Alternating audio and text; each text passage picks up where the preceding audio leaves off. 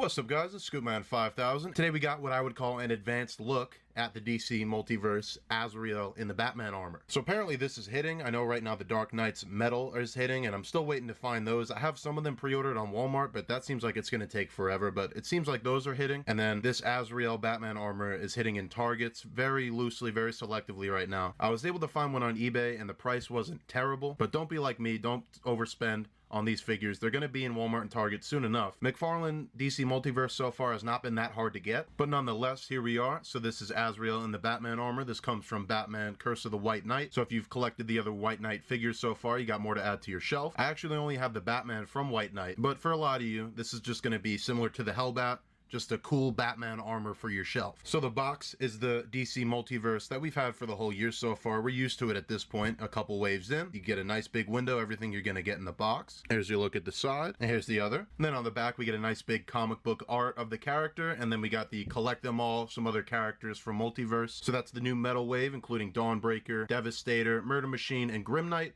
And then we also get the White Knight Azrael in the middle. And then here's the UPC. Again, I think these guys are hitting Target right now, but they should be around. But they should be around soon enough. And that about covers packaging. So let's get to it and bust out AzBats. So out of the packaging, you're getting these two blistered onto the back. So you're getting the standard Multiverse stand. It's just a black circle. You get the foot peg, and then the DC logo is varnished on there. And then we get the trading card. And then I really do like the trading card. It's very retro, and it's kind of just something that incentivizes collecting. So it's that same art we saw on the back of the packaging. And then when you flip it over, you do get the bio and the read-up that you traditionally get on the back of boxes. When I think of Azrael Batman, I think of the blue suit and the gold from Nightfall. I think that would have been a sick figure, but we did end up with the White Knight, and I'd rather them be consistent and continue out lines like White Knight that they've already had characters in than just add Nightfall and just keep starting lineups and teams and stuff and not finishing them. And then for his only accessory, we get this sword. It's the same one we got with Azrael. Unfortunately, it doesn't come with that awesome flame piece. I don't know if there wasn't enough space in the packaging or it's a cost-cutting measure because he is a big, chunky, new sculpt. But, you know, we get some cool artwork of him with the flaming sword, and then we don't even get that accessory. And that leaves us with AzBat, and this is a McFarlane specialty. You take a big, armored, badass character with spikes and everything like that. And even the running joke, or not even a joke, I guess, it is based in reality, is that McFarlane's making way too many Batman figures. For me and for a lot of collectors, I got no issue with that. I'll take as many Batmans as McFarlane will give us. I guess the people are saying that because we're not getting Batman, we're not getting other characters. But even in the Dark Knight's metal instance, those characters, while they are technically Batman, have never had figures, and they're big, popular characters from a recent event. And the same thing could apply here, because technically it's Azrael, not even Batman, but also it's from Curse of the White Knight. That's a current comic book story. It's a popular comic book story, and we've already got some White Knight figures in Azrael, Joker, and Batman. So I'm all welcoming to this Azrael Batman, and it seems like most of the collectors are. The design we're getting, it actually reminds me of a suit from Arkham Origins. I think it was maybe a DLC or something, and that's a suit I'd love to see Arkham take on, actually. It is very different from this one. It just has the gold color scheme as well. But getting into the figure here, the one design element that is pretty consistent with the original Azrael Batman kind of is this helmet up here with the red eyes that was on the original, the blue Azrael suit, as well as these spikes up here on the shoulder. These are bat-shaped shoulder armors here, and then they got spikes coming out of them. It creates a really cool look from the front.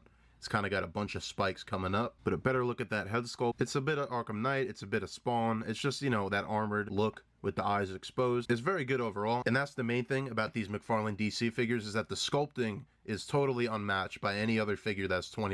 You know, the articulation can be a little bit frustrating, but in terms of the amount of plastic and the quality and the sculpt you're getting with these guys, it's second to none. So again, a really good head sculpt on him. He's got the real tiny ears, and they're nice and sharp. Even on the back of the neck here, we get some spikes. This one does look a little warped here.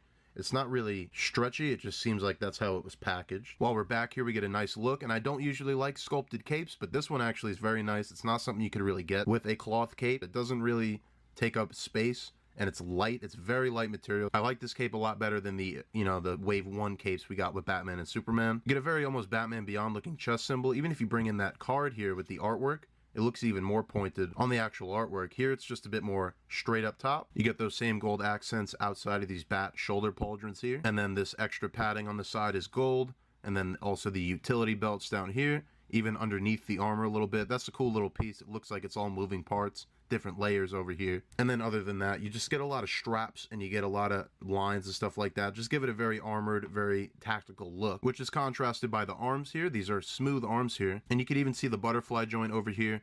is done in that same solid black, and it's pretty well hidden just because there's so much going on. That brings us down to the wrist gauntlet. So again, a lot more textured detail. You get some gold paint here on the wrist gauntlet, and then some nice big silver spikes to cap off the gauntlets. This one is a little bit warped. These are a lot softer, and even on this side, it's a little curled in, but it doesn't seem like they're too hard to reshape, and they look good overall. They look very menacing on this figure, and that carries over to the hands where he's almost got like talons on them, and then another bat-shaped gauntlet right here on the hand. And then down at the legs, you have the inner kind of thigh pieces look a bit more armored, a little bit more textured, and then out here you got these big armor plates around the thighs. Those are going to hide articulation pretty well. This one side does have some pouches, some classic 90s pouches all around his thigh on the left side, and that brings us down to some big knee pads, and then some long calves down here, again done with a lot of texture. And then the boots got all sorts of treads going on, some textures going through as well. So overall what you see is what you get with this guy, just a big bulked out Batman armor. And then to go over articulation, the head is on that ball joint. It's pretty good range of motion when you go down, not so much back because of this neck collar. And the tilt is blocked pretty much entirely by that. So the torsos are always interesting in these McFarlanes. So this whole middle piece seems like a hollow piece, and you get a ball joint here and a ball joint here. So with that combined, he's going to go back pretty far, even with the legs especially. The crunch isn't too far forward. It's really the lower joint doing most of that work. And because of that, it does make the torso out of the package all kind of misaligned, and it's pretty difficult to actually get it back into place and line up straight. You do get the butterfly joint in the shoulder, then you get a swivel. Alright, well that just flew out. You could actually see the ball joint, I guess.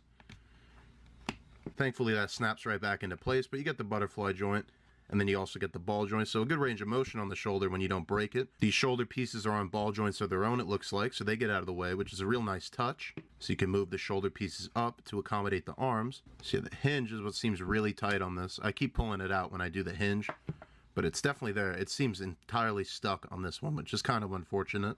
So that's definitely going to be a big negative on this guy, that stuck shoulder hinge. Again, that's some QC, it looks like, some may vary. On this side, it doesn't seem as bad at all.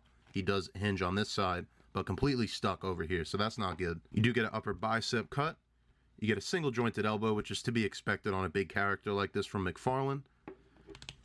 And then the wrist is on that ball joint. And then the wrist is on that ball joint. You can go up and down with the sword, which is nice. The legs are done in that McFarlane style, so you get a whole bunch of joints up here. So it gives you all the way back, gives you a decent split, especially for such a big character. You can go forward, and then you could even twist it. You get the double jointed knee, very good for a big character again. Then you get those same ball joints on the wrist that you do get on the boots, so that's going to hinge and swivel, and then you get a toe joint as well. And I noticed with the legs also, it seems like one is longer than the other. It's kind of difficult to stand him. You kind of have to, he's always kind of standing at an angle, it looks like. He's not off balance. His weight is fine, so he's not like top heavy or anything like that. But for me, it definitely seems like one of these legs is just a bit longer. I want him to look like that almost, but then he just kind of leans to the side. And with AzBat taken care of, let's get to it and do some comparisons. So here he is with two of my favorite Batman figures. We got the San Diego Batman vs. Predator, and then the New York Comic-Con Batman vs. Alien. And these are roughly the same scale, so they're all going to look nice together. And here's the AzBat with the McFarlane Batman 1000. This is the blue variant. And then we got the Arkham Asylum Batman. It's kind of hard to fit him in the frame because of his cape, but you can see the height there. And then finally, here's the AzBat with the Hellbat suit and then the White Knight Batman. And I think it's because this Hellbat was such a success that they went ahead and did AzBat, because it does have a similar striking presence on the shelf. It's a nice big Batman armor. And then you can see he's quite a bit bigger than the White Knight Batman. And you can see he's quite a bit bigger than the White Knight Batman, and that makes sense because he's supposed to be a big armored character in the same story, so I think that works. And overall, that's going to do it for your look at the AzBat. And he's not without his issues. I had even the thumb pop off when I tried putting the sword on, and then also the legs and the arm gave me an issue, but overall, it's a good looking piece. I don't think that's going to be everyone's issue, hopefully. And I could definitely see this one being a sought after figure a couple years down the line. And even if you're somebody that's collecting 6-inch scale figures, I think you'll fit right in just as some big armored suit of Batman. And overall, I do love the McFarlane line so far. You can see I got all these cards from all these different DC Multiverse figures, so I'm fully on board. I'm definitely excited to get those Dark Knight metal figures. When I do, you could expect to see those reviews here. You could also follow my Instagram, scoopman_5000, to see the action figure photography taken at the end of these videos. So I'll leave it off with those still shots. And with that, if you like these action figure reviews, you can stick right here, and I'll see you guys in the next action figure review.